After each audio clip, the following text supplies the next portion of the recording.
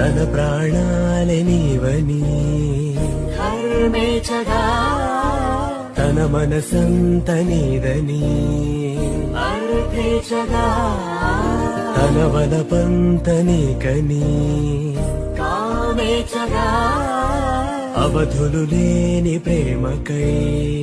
మోక్షించగా మూడు ముళ్ళతో 7 అడుగుల అగ్ని సాక్షిగా ఇద్దరం ఒకటిగా మారగా తన ప్రాణాలే నీవని హర్మేచగా తన మనసంత నీదని అర్పించగా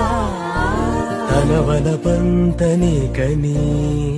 కామేచగా అవధులు లేని ప్రేమ